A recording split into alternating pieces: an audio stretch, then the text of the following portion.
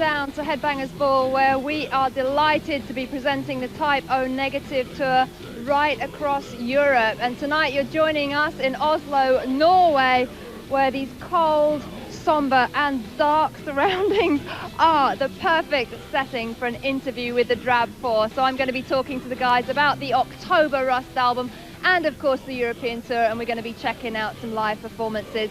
Plus you should also watch out for interviews and live performances from their support bands Manhole and Moonspell, and we have got the brand new video from Bush.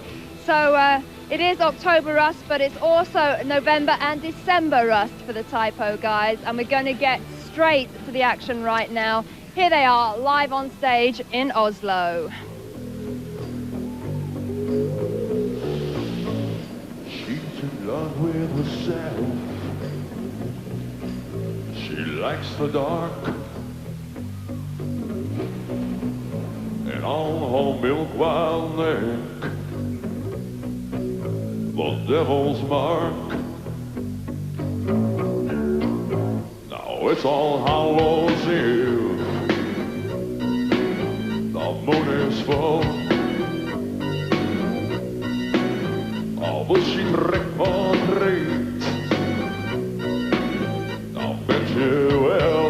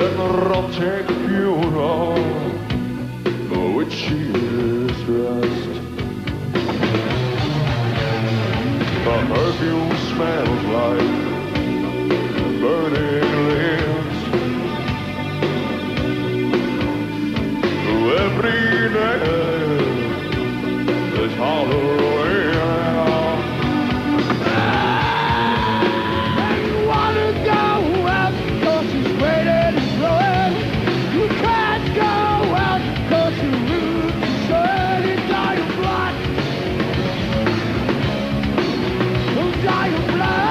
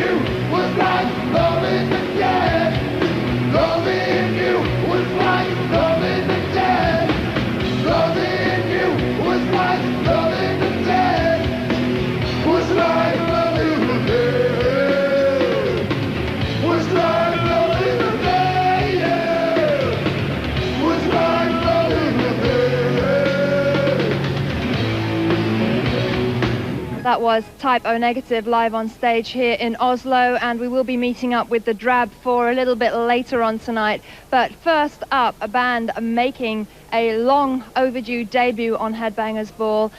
From Portugal, it's Moonspell, and I'd like to say welcome down to Ares and Ricardo here in Oslo. So thanks for joining me, guys. Just to start off with, here on the Type O Negative tour, I know you've done a lot of touring, but would you say this is the most high-profile tour for Moonspell so far? I think so, because so far we did some other tours. Some of them were more in the death metal style, others were more metal, but this one is the one we think we will be playing for a more wide audience, so I think so. Excellent. So could we just talk a little bit about the history of Moonspell, because you've been around for about 4 years, and it seems that you've had a very steady career progression from an EP to an album, and you've moved up on every stage, haven't you? Yeah, I mean, we tried really hard so far to do things as we think they should have been done with the band, because we were on a small label first. It's Adiposa Records, it's a French label, and then we recorded a mini album. And since the mini album was quite, I mean, it got some of the intentions of other labels, we got a deal with Century Media, which is our current label. And that made us like progress a little bit more, and every record I've done so far, I think we have kind of climbed a step, and that's good for us.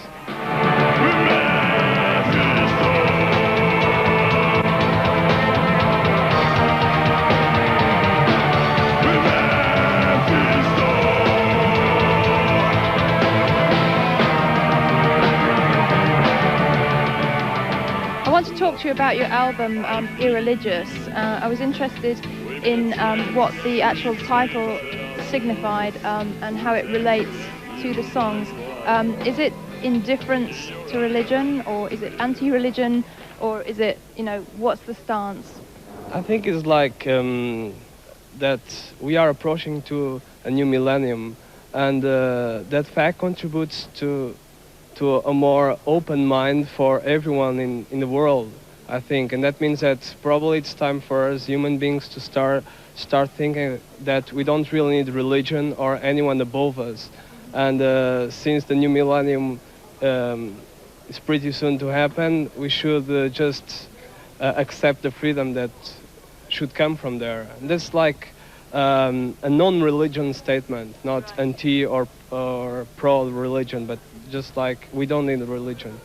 And I just wanted to bring up the subject of the video, Ares, because we want to make it clear that the video was not acceptable to MTV, not judged by MTV, but MTV is governed by another body called the Independent Television Commission, and they deemed the video to be unacceptable because they said that it was a narrative about Class A drugs, and it didn't actually present a worthy message against drugs. I'd like you to answer that.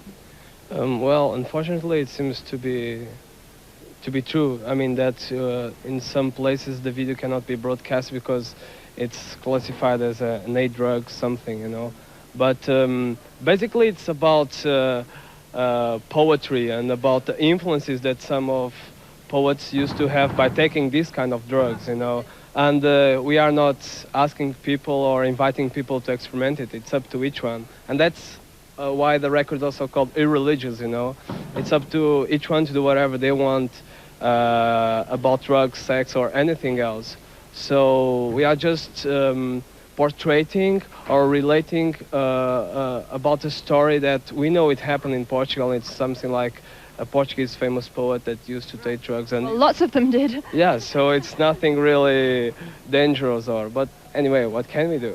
Right. Well, I'd like to apologize to you and all the Moonspell fans that we're not allowed to show the video, but I hope that you guys understand it's not us saying that, and it's important that you do understand that. So thank you very much, and I'd like to compliment you on your excellent English as well. Oh, thank you very much. Very nice talking to you. And anyway, who cares about videos really, because I think live says a lot more, don't you? I think to experiment the Moonspell live show, it's much more important than just to watch the video. So. Absolutely. So let's check out Moonspell live here in Oslo. Nice talking to you, thanks.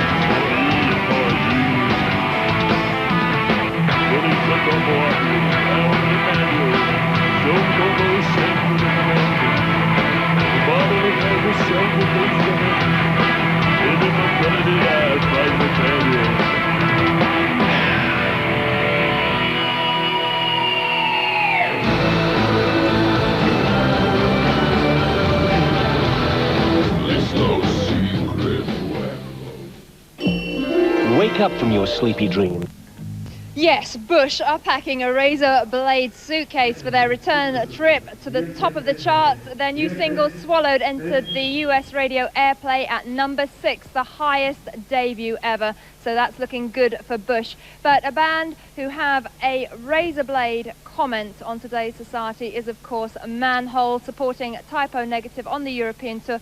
And it is my pleasure to say hello once again to Tarry from Manhole. So welcome back to the show. Much more pleasant circumstances this time. Absolutely. I was going to say, you've done an American tour now, and with Biohazard. I know you had a good time, but how is it to be back in Europe and also with the Type O guys? It's absolutely awesome. Type O Negative are treating us great. I mean, it's been a great tour. We spent 2 months out in the United States with them before we came here, and this tour has been wonderful so far. Now, you actually had to have a new bass player on the US leg because of a little problem at the end of the Fear Factory tour, but that has resulted in you not being able to play at the Astoria on the 21st of December, but you're going to do the Splash Club. We're doing a party for Kerrang at the Splash Club. Yeah, Astoria won't have us, so I'll save my comments for later about that venue. But you know, a lot of things happened during the Fear Factory tour, obviously, and afterwards, and very plagued tour. You know, everything's cool now. We're on the definite negative creep tour. So you can check out Manhole on the 20th of December at the Splash Club in London, headlining there. So if we could talk a little bit about the live show. You've just done so much road work. How has the show been developing as you've become more experienced? And I'd like to know, how do you keep your anger and aggression and energy up night after night after night? Living on a bus with those guys. You know what, I think that it's been really strange on the tour because we did have a new bass player for so long that we haven't been with Rico. and we've only played with him like 3 nights so far. And it's kind of like getting back in the pocket with our main guy. And as far as I go, it's definitely, I mean, every show, something happens that brings out something different in me. It's not a show where we go up, you know, it's very spontaneous, and we don't plan what we're going to do. You know, in between, a lot of people like to say the same things and do the same little program, but we can't really do that. Usually there's somebody yelling something at me and I got to confront them with it. So within minutes into the set, they realize I'm not up there as a sexual toy, and I'm not up there, you know, in that manner. And I really do have something to say. We're on these hardcore tours, you know, from Biohazard to Madball to all these bands we've been playing with in the United States to Type O now. I mean, it's a little different. They're more of a goth thing, and we're like the aggressive, you know. I think that's one of the cool things about this tour. A lot of people that interview me say, what's it like being with Pete? You know, he's a sexist and misogynist and all this stuff. And I'm like, you know what? This man has been so respectful to me and my band that I have nothing but good things to say about him and how grateful we are for being on the tour. You know, Europe's been great with us. So anyway, we're going to check out Manhole's video, well worth seeing again. And we're going to go to the album All Is Not Well, even though All Is Not Warm. All Is Not Warm. But I was actually going to say, even though all is well with Manhole at the moment. Anyway, we're going to check out Kiss, or more like it, Kill. Well, we're still talking to Tari B from Manhole, a lady who has made a very big impression on the rock scene in Europe in '96. And Tari, as we were saying, a lot of your songs are signposting very strong, a very strong feminist stance. Do you feel that you have to be even more aggressive than a man to get your message across in a credible fashion? Well, I think there's 2 things you can do. You can either walk on stage and you can demand respect, or you can command it. There's a lot of women that think because they're singers in bands or whoever they are, that they just deserve the respect, you know, just because they're singing in a band and people are coming to see them, whatever. I like to command it, which is I walk out there, I do my thing, and people want to give it to me just because of the way I act. And it's not like I'm up there saying, you know, I'm so-and-so and I'm this rock star chick and I'm this, because I don't feel that way. I'm just like anybody else. And I think that recently I just met Phil Anselmo from Pantera when we were out at House of Blues in New Orleans, and he was watching the show, and he's somebody that I look at in a way, along with Burton and along with just a lot of people, male frontmen, very inspiring. And it was really inspiring me. You know, he came up to me and he said, well, you know, I listened to your lyrics and they were really beautiful, and it was really awesome what you did, and you're like the female me. And it was like, whoa, you know. What a great compliment. Yeah, I was like, that's pretty awesome, you know. And I don't know, I mean, I just think that, you know, what you hear on our record is definitely aggression, but it's based on a lot of love-hate relationships. Not just hate, you know, there's a lot of love involved on our record. And when I go up there on stage every night, I definitely want to get across to the women, I'm a strong woman, and they can be strong as well. And I want to leave with everybody feeling like they got their money's worth and they felt something from the show. Empowered. Absolutely. But just being devil's advocate here, a lot of your songs are dealing with feminist issues. You're very much the front person in the band. People are always talking to you about what is obviously a very positive message.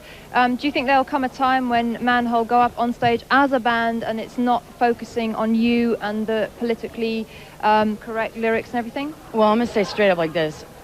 A lot of people like to compare us to bands like Rage Against the Machine, but we're not trying to be politicians. We're trying to be, you know, human, exactly. And, you know, we're musicians. We're not politicians. I don't go up there just because I talk about a woman's right to choose and sit and preach it down somebody's throat. You know, that's my standpoint. My guys all agree. And, like, abortion is definitely not just a woman's issue. It's a male-female issue. It takes 2 to make a baby. And dealing with subjects like rape and abuse, well, men can be raped and men can be abused as well. And it's not just physical abuse. And I think that our band is a very strong unit because we definitely believe in what we preach. When you know, it comes time to preach it a little bit. We're not too over the top, you know, with the whole political preachy thing anyway. I think that our band, the difference with us and some of these other ones is it's definitely a more introspective, personal awareness type self-therapy session up there every night. Not so much yelling at the audience, it's yelling at myself, you know, which is the difference. I understand that. Is there anything that you can't express, any emotion, any subject that you can't express through your music or lyrics? Well, up until recently, I guess, there wasn't. And hopefully on my next album, it'll be a little different. So you're in a happier relationship then? put it like this. The woman in purgatory is breaking loose. Good, well, I'm pleased to hear that. So just to finish, what can we expect from Manhole in the future? Because you must be thinking about your next record. There wasn't another video from All Is Not Well, so how's the future going to be 97? Well, we're going home at the end of this tour, and we're probably going to either get another tour in the United States or start writing the new album. And I mean, we've definitely been writing on the road. You know, we have a lot of new ideas, and people would say to me, what are you going to do to top this record? It was so aggressive, you know, but my God, to me, what I'm writing now makes this record look like child's play. I mean, it's just, you know what I mean? It's just like, I don't know, you grow as an artist. You grow up and you experience different things, and you come in, being on tour for 6 months, 8 months, my God, so many things have happened. Obviously, you know most of them, so it's like, you know, there's a lot to write about, a lot of aggression to get out, so it's going to be relief through release, you know. Excellent. So it's going to be an exciting future for Manhole. Anyway, thanks very much for talking to us. It's always nice. I really respect your views, and I just like hearing you talk, actually. It's great. So Thanks lots for of having me. Right on. pleasure.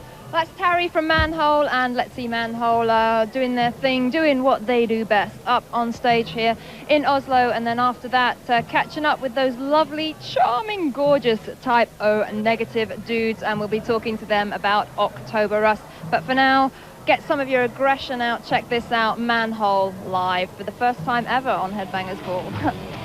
Strike from the city of angels. Now the bitch full of anger, keep the one in the chamber. Deal with the rage, I'm feeling inside. Put up guilt, hypocritical suicide. Say another lie. Well, I pretend I don't hear the so-called truth. Now living in fear that I won't be found. Drowned in the bullshit that I don't want to be hypocrite. No! No! Like a mirror, tells me lies. My own eyes, once I'm already shoots and splits. But I don't wanna be honest. Who's one? Trying to call myself a friend. Full of the flow, so on the record with his head to my face, saying think the world of me. I'm behind my back, doing jealousy. Insecurity of who you are such a show. Inferiority complex, so when you know. From the mirror and tails, put your mouth wrong. Used to think that I knew you, but you. I never did. Now the mirror tells me lies. Looking in my own eyes. Looking out of these shoots and splits. But I don't wanna be on. And my mind wonders why. Knowing that I can't cry. Stomach aches, stomach's me. So sick. 'Cause I'm a dirty little hypocrite.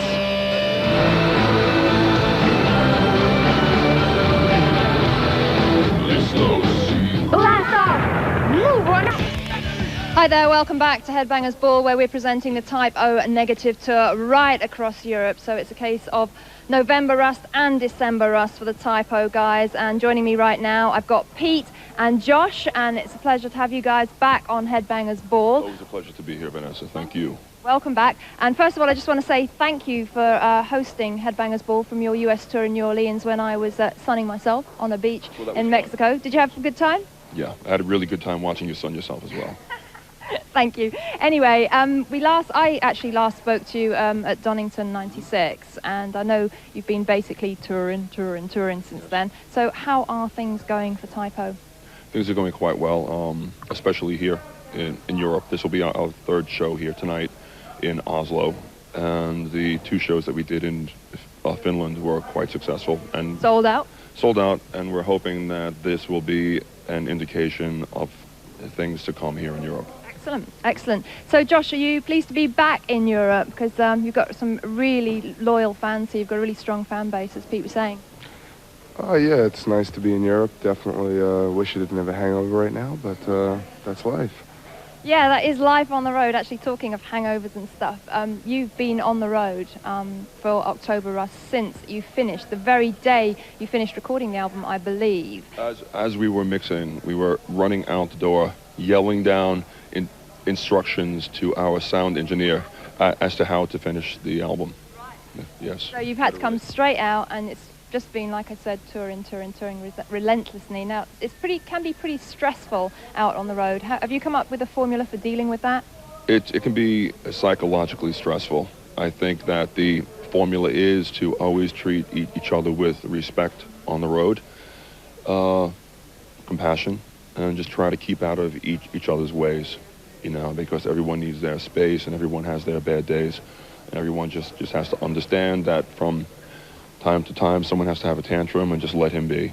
It definitely can test the friendships and the bonds within the band, can't it? It definitely does. It's like being married to 3 other people, you know. An analogy that's often used, and I can understand it. So, Josh, if we can wake you up on the end there, why do you think that October Rust has really taken off in Europe and has not done quite as well in your home country of America? Oh, I don't know if it hasn't done as well. I mean, you know, I think 3 years of touring is what sent Bloody Kisses gold, and we've only been touring on this album for 2 months. So I'm still confident that the album will do well for us, and maybe the Europeans just have a little less taste. Well, we're going to check out the Typo live show right now. You got a taster of it from New Orleans, but now, as you can see, it's arrived in Europe and it is a fantastic show. So we're going to go to our next break with some Typo Negative live on stage here in Oslo.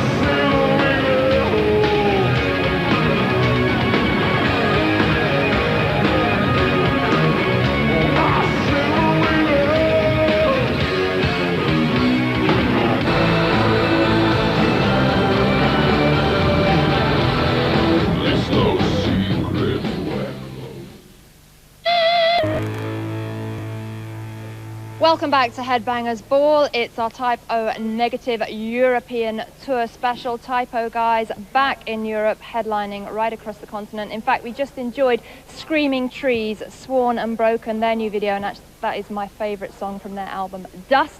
So it's good to see that on the ball. Anyway, Pete and Josh are still with me. And Pete, if we could talk a little bit more about the live show. It's very, visually, it's very dark, very brooding. Would you describe it more as a kind of aural, as in A-U-R-A-L, and kind of ambient experience rather than a visual experience? Yes, I think that it's important for a band to have an image. I think that a band is not just a sonic thing, it should be a visual thing as well. And these two factors should play off of each other. And so when we sat down and we talked about the stage setup and the whole show, we wanted to make sure that it reflected the October Rust album, which has a very strong nature theme, especially autumn and woods and things that I'm into personally. And after spending over $10,000 on our stage set, I think that we've come up with something that both we and our fans enjoy and appreciate. That's great, that's great. And how has the new songs off October Rust, how have they been developing on the road and fitting into the set? How much new stuff are you playing now? I think about 2 or 3 songs, maybe 4 by the end of the week. We're trying to get rehearsals in at sound check wherever we can. And, as long as you don't get a tree stuck up your butt, you're fine.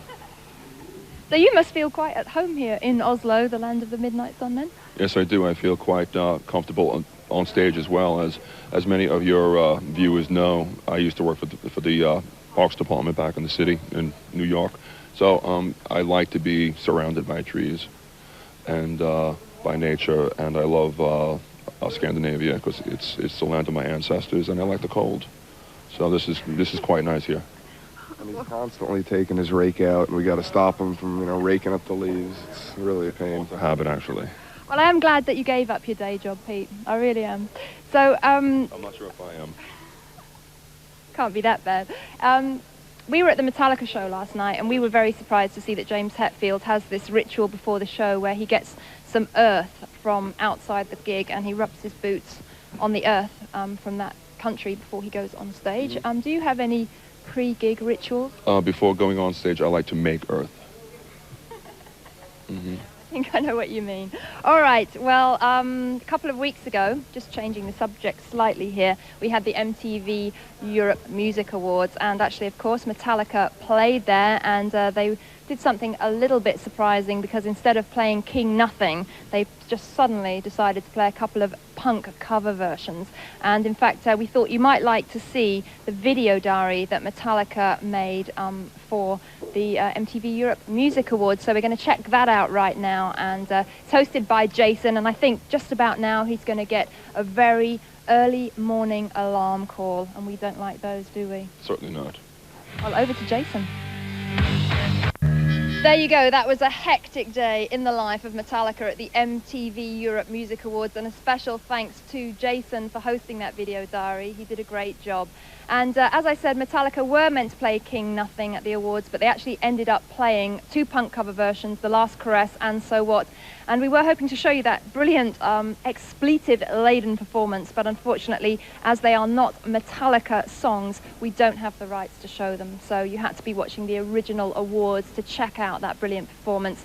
Anyway, enough of the Metalli dudes. We're here on tour with Type O Negative in Oslo, Norway. And just a little bit more talk to the guys. Kenny's joined us now as well, so thanks for stopping by, Kenny. Just if I can just go to Pete for one quick question. Pete, the album October Us is very sensual and very emotive. Do you have to kind of be in a certain frame of mind to write those songs? That is definitely true. It seems that the only time that I can really write songs is when I'm in the proper mood. I just can't force myself to, write a song just like someone cannot force themselves to make Earth, which is something that I have to do. So I will leave you now, Vanessa. Okay, well, thank you very much. We'll see you in a minute. Thank you. And I thought with Kenny and Josh we'd do something a little bit different on Headbangers Ball. We're going to have a little bit of a word association game. Is that all right? So if I say just some words to you, and if you could just come up with just like one sentence that it brings to mind. Okay, so if I said to you pain, what would you say? Love. Love, death, marriage. Okay, and Josh, how about rust? Hangover. I think he's going to answer hangover to every single thing here. Morality. Morality. Well, That's a good one. That is good. Excellent. Success. Death. Holiday. no work, sun, lots of sleep. Is that something that you need, a holiday? I like to take 2 or 3 days off every Passover and steal a nice chali from the bakery. Okay. Conformity.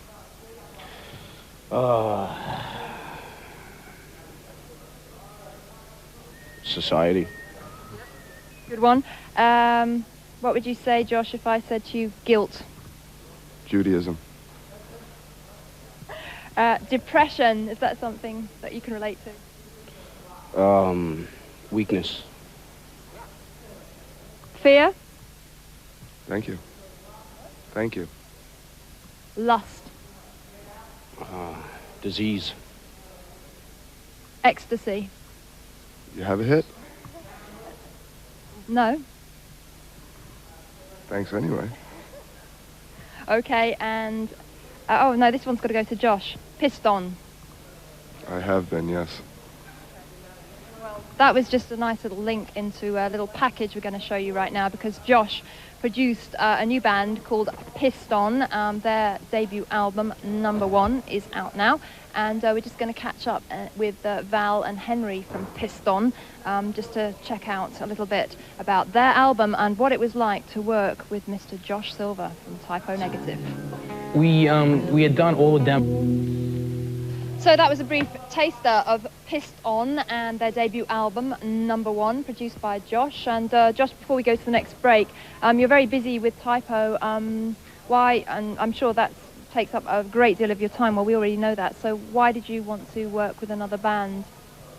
Probably because I'm a suicidal workaholic and have nothing better to do with my life than constantly be working and sitting in a studio escaping my actual feelings. Okay, well, thank you very much. I think that a round of applause there for Mr. Josh Silver. All right, well, playing live is what Typo do best, of course, and we're going to check out some more live performance from Oslo, and we'll see all that nature and trees, and hopefully Pete won't get his rake out on stage tonight. But anyway, so after that we've got some more chat with Typo, and we've got a fantastic competition coming up where you could win a Typo Negative tour jacket. So grab a pen and paper. I'll see you after the break. With the shadow of the light throw like sun, the bridges that show standing are sea blue and lava, where all the frost giants are made for protection.